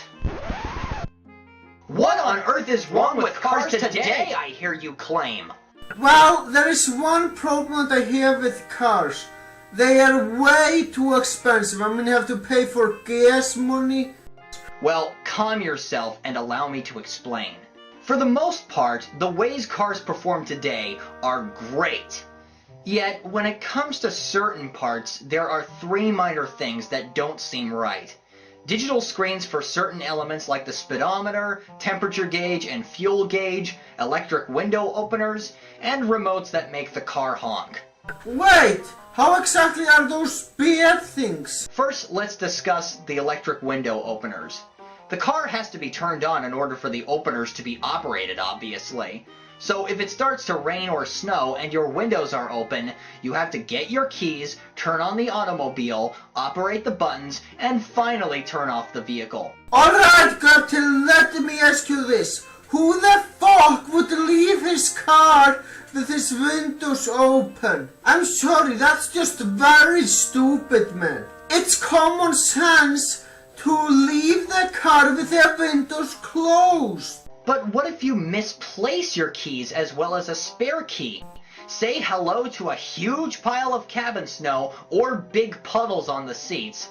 if the car isn't in a garage. I'm sorry to say this, but you would be stupid by not closing your car windows and doors when you leave it. While misplacing your car keys is very rare, it still happens. Do you remember window crankers?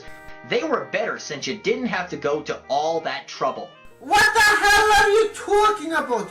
Those things were slow as hell! Besides this, I did note that there was several commentary videos and people that responded to Guptill's work, and, well, I'll just show a clip from a select few ones I found. Okay, at least I got a little bit of a lengthy target, but next time in the future too funny...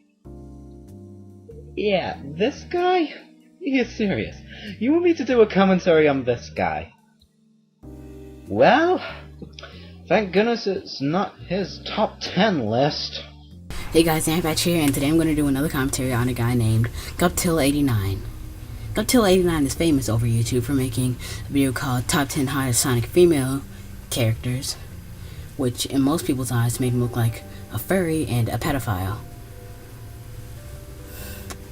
And I'm not going to do a commentary on that video, because one, I think he removed it, and 2, he made a top 10 hottest, I mean not hottest, but prettiest Sonic female characters, which wasn't that different at all. Just changed the title. And that's people trying to talk sense to me. As in reviews by people who played the game for like 5 minutes and say it's crap? Nah, that makes too much sense for you. Doing a commentary on you on my old channel, but now it's time for a punching bag video on you on this channel. Alright, let's get on with it. But first, let me tell you a little something about this video. Hello everyone, this is the Professor. Good to see you. Now, we all know Guptill89 made a video the other day. I'm not going to do a commentary on it. Done enough of those in the past and already know enough commentators are going to cover this. That I don't want to do the same thing as everyone else. I just want to get my points out in a short, unscripted rant. Well, as short as I can make it, well, with me having a time limit on my YouTube channel now, because of 2 false flaggings against me. But I'm going to go over some of his major points, his biggest points that he tried to make in there, what I thought were the main items behind him putting his thesis to his rant together. Why did I feel the need to show you those clips? No reason. Just that a lot of these commentary channels back in the day were pretty different, usually consisting of some guy with a really bad microphone commentating over the video in clips, usually also consisting of pictures from some cartoon character that I suppose is supposed to represent them. And while they were certainly a product of their time, and for that reason I find them to be quite charming, I also find it ironic that many of these videos can often be just as cringy as the videos they are commenting on, in their own unique way. If someone made a stinker on YouTube back in the day, you were guaranteed to get a few pretty funny videos commenting about it, well, some parodies, as well as some pretty bad YouTube videos that are funny in their own unique way. The gift truly never stopped giving. Also, this dude called Softcore Seizure made a cartoon of Guptill once again mocking him. Salutations, my internet compadres. Today I'd like to discuss bra straps and why they bother me so much. When I'm trying on mother's underwear, these pesky little things tend to get in the way of my experience. Are you people serious?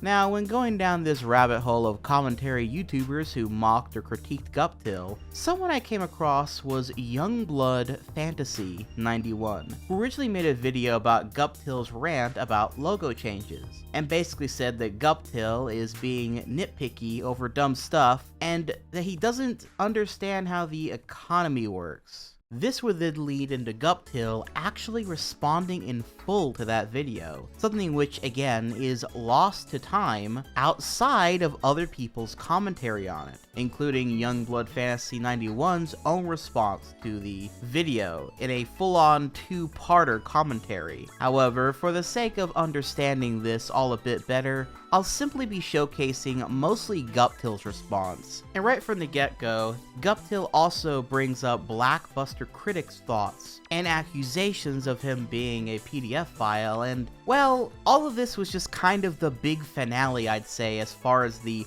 top 10 hottest Sonic characters, his rant series, and just overall everything that has been building up till this point. This all led to this moment. So let's hear Guptill defend himself in full. What do you know? I have encountered someone who is actually worth my time. Youngblood Fantasy 91. Recently, he constructed a commentary on Ranterek Shorts number 4, The Unimportance of Change. It was detailed, he was soft-spoken, and he had some interesting points to bring up. Now, many of them I disagree with, and that is why I was determined to make this response to him. Now, instead of doing a commentary on a commentary, what I'll do instead is list the most important arguments and give my thoughts about them. Without any further ado, let's dive in. Argument number 1. He's considered to be the archetypal Sonic fag. Okay, people, here's what you need to have hammered into your brains. If you describe someone as pretty and sometimes hot, it does mean attractive, but not in a mounting sexual way. Sorry, Jamin, but your argument falls flat on its face.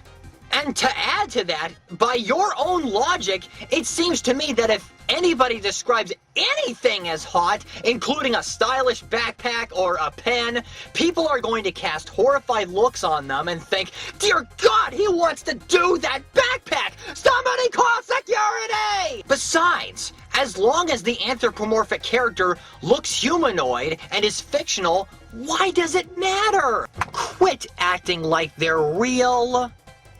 Argument dos. Thank you for describing the nature of our working capitalist society. I see the point of your video slowly flying away into the distance as you continue your sad nitpicking on this trivial topic. Youngblood, there is a difference between nitpicking and majorly criticizing something. Throughout the whole presentation, I have been criticizing major stuff. Nitpicking, on the other hand, is arguing about a change that is so tiny, it wouldn't make any sense to criticize it. Take, for example, the new Nintendo seal. It still has the same font and oval, but it's white. It used to be red and nothing else. If someone complained about that, that would be the proper definition of nitpicking. A major revision would be taking the words orange juice, changing them to OJ, and removing the picture of the orange or oranges. Argument 3. Even if a logo does change, you can still locate the product label on the box or on the cover anyways. That's what product labels are for. Quick identification of the product so that you can buy it. If you can read the product label, you're fine. Don't judge a book by its cover. Here's what you don't understand. If you take the design of a product and then warp it around, you're not going to identify it as quickly as you could before. Argument 4. The 2 pictures you showed me of the Mountain Dew logo demonstrated minimal modification of the logo itself. So the word mountain was shortened to the abbreviation MTN. It's a common abbreviation. And who cares if the word dew is more slanted to the right? It's still red, the background is still green, and the general design is similar. I would complain if there was a complete overhaul of the logo, not minor changes that spur you into an OCD fit. This is the only argument that I agree with. Now, what I really love about all this, what I really love about this whole fiasco, is this is about brand logos. Again, the most nothing stuff to complain about ever. Oh my gosh, guys. PayPal changed their logo to like a slightly different logo. Oh, I gotta make a Reddit post about this. But because everyone wanted to jump down Guptill's throat, he somehow pulled them into talking about this dumb topic and over-intellectualizing over the entire thing. And then when he responded, everyone else had to respond in kind as well. Especially since he was attacking who was one of the more popular commentary channels at the time. Now, I'll be honest, as far as the timeline of events go here, I'm not sure where this video fits in. But it does really seem to fit in nicely after this response and the wave of commentary YouTubers who responded to it in kind. Since he chose to respond to the criticism, it was like open season for all these other people to jump in and give their 2 cents, with many pointing out again some fair points about his video, and others are just being more nitpicky themselves. Again, the whole affair is about logos, man. But nonetheless, Guptill would eventually make this video responding to all the people commenting on him. Note that by this point, he had all but turned off comments on nearly all his videos, which I think actually had the ironic effect of more people wanting to make video responses since he couldn't stop them from doing that. So this was the video where he finally snapped. He had enough. Do note that this is again archived via a commentary video, so there'll be some commentary text that shows up once or twice in the video.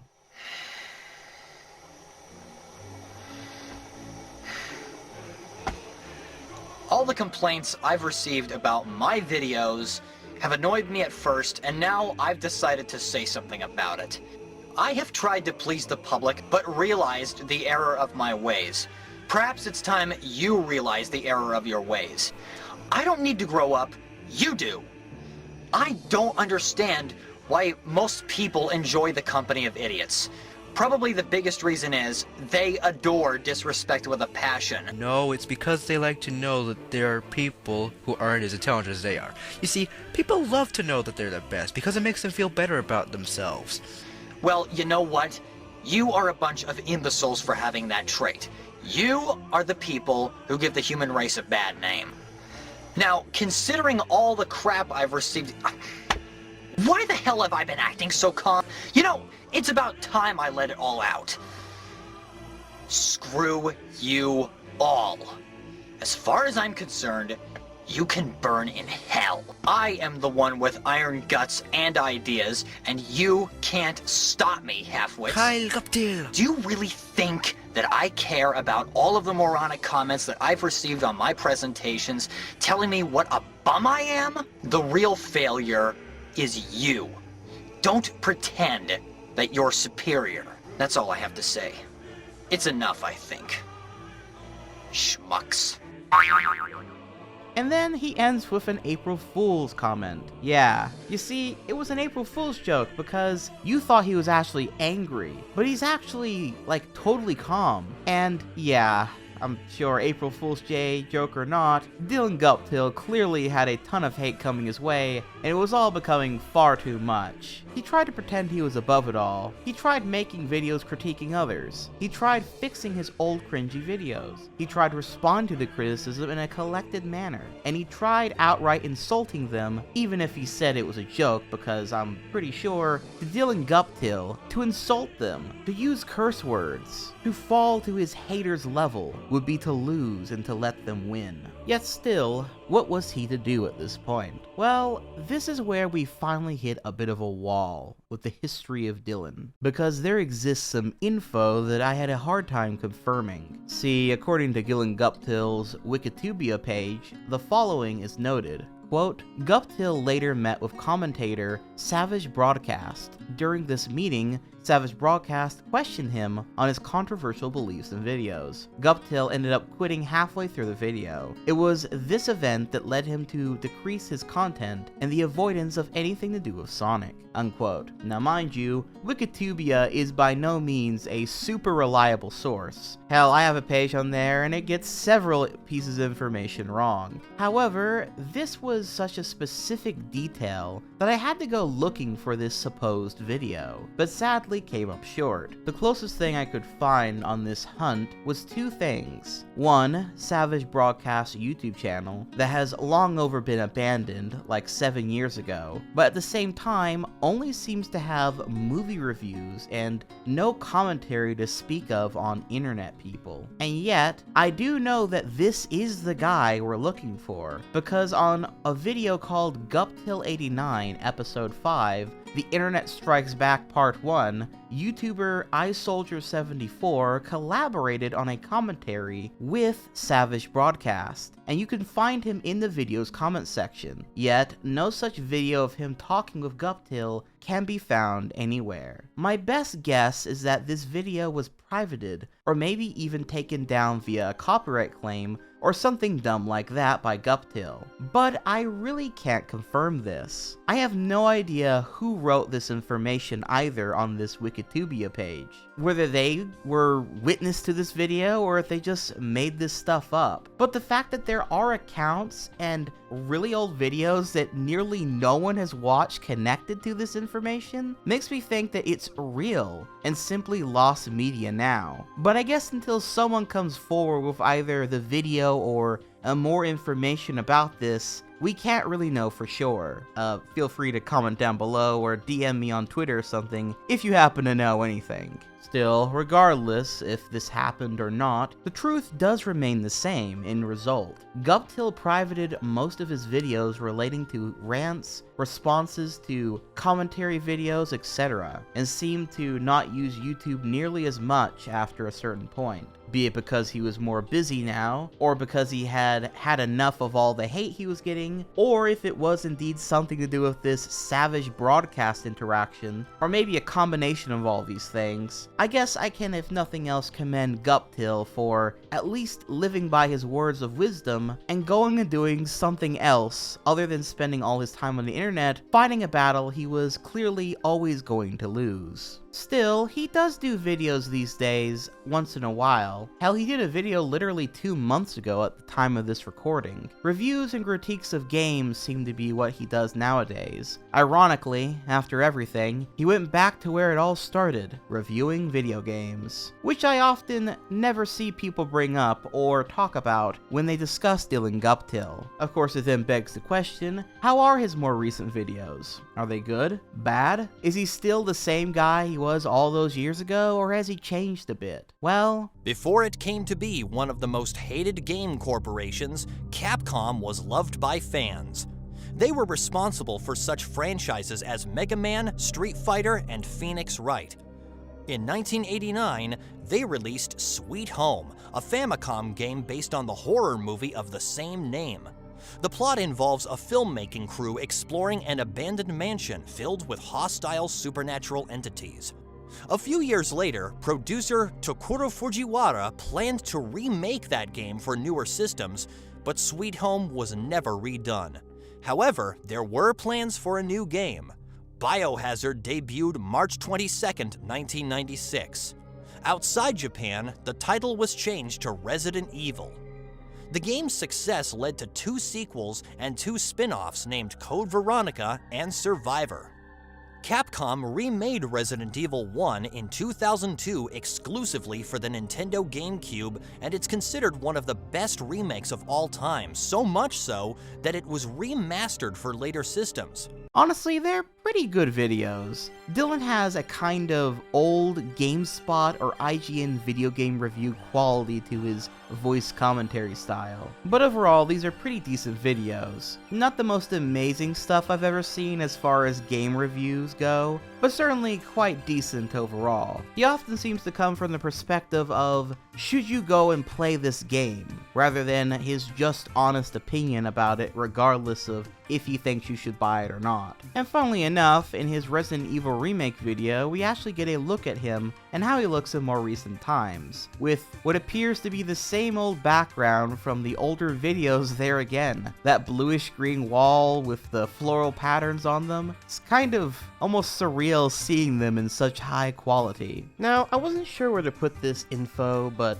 one other thing I did find in my research into Guptill is his old website, which is appropriately, very old looking. There isn't much in the way of new things to discuss here. There's an area where there's a bunch of his videos that can be found, just kind of stuff we've already gone over. An area dedicated to pictures of cars and himself and other such stuff, I suppose. And perhaps most interestingly, a gallery of all his art, his drawings up until that point, which is very cool to see. I don't really have much to add to this, mind you, but I figured it was worth noting and showcasing to you all the same, for some more obscure Guptill lore.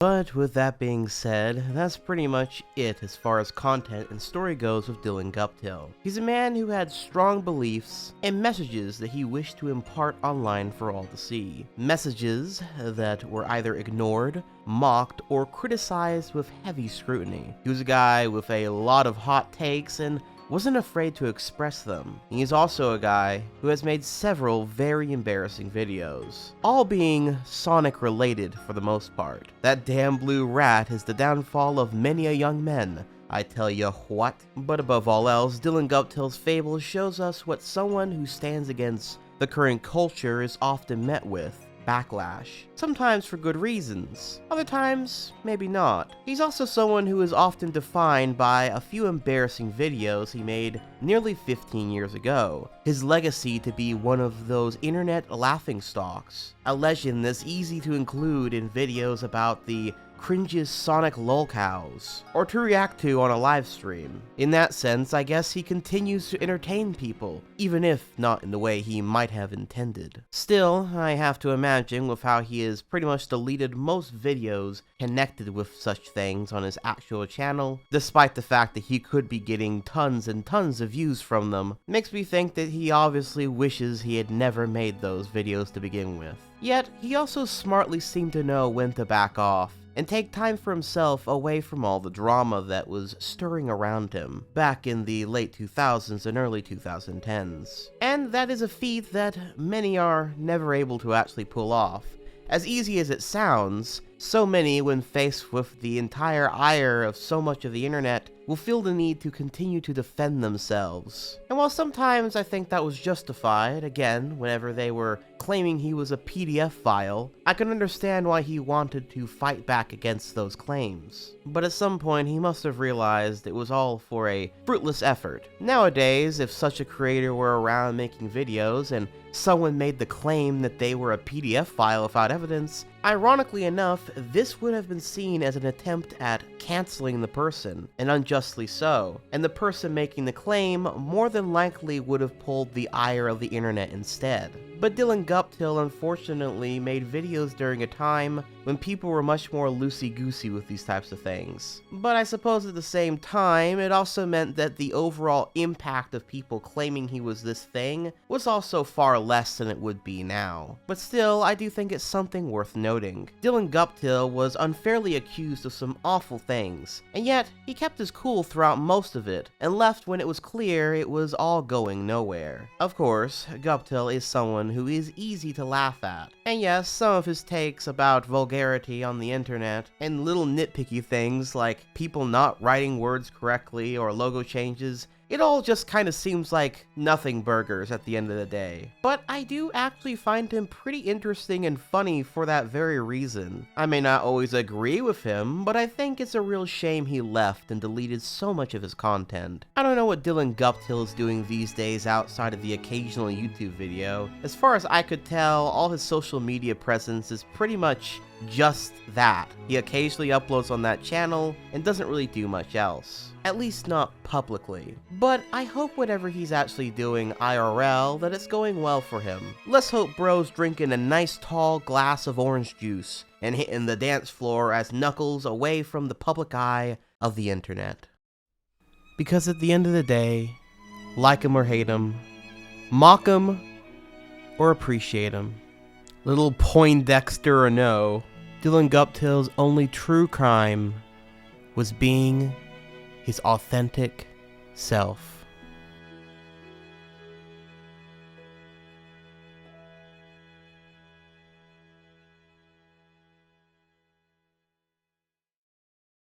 And that was it, ladies and gentlemen. I hope you enjoyed this video. I know for a solid year or so, I've been mostly doing internet fables about the channel awesome people, and I will continue to do so. Again, that Linkar video is still coming up, don't worry, but I also want to make a few standalone internet fable episodes like these along the way of making that bigger retrospective. So expect more of them. You'll never know what's gonna come out next from this channel. I was very eager to make this video about Guptill for a bit, since I often have seen people talk about him, but never in full detail or showcasing his other stuff outside of his most popular videos. So I hope you'll learn something about him from this whole thing, and maybe something about old internet culture as well. Also, if you got to the end of the video, thank you so very much. And be sure to like and subscribe if you enjoyed it, as it really helps my channel out a bunch. I also want to take this opportunity to thank all of my loyal patrons and channel members, including all of my night eggs and my night owlets, as well as a very special thank you to all of my great night owls, including Bandan, Sketch Lombo, Somber Devonte 06, Jeffrey Robbery, Hexmaniac Hannah, and Ho Hot, as well as a super duper special thank you to all of my arch owls, including the chaotic cartoonist Cherry and GT, the wise Nicodemus, the always Chi Vibes Zen Garden Party, the amazing Ali Elman, the daring Daniel Petrie, the Super Saiyan Star Punch Gaming, the fearless Forgotten Ace, and the Super Sonic Sword. Thank you all so very much for your continued support, and look forward to the exclusive videos that you guys will be getting very soon. But until next time, this has been Dylan the Night Owl, flying off.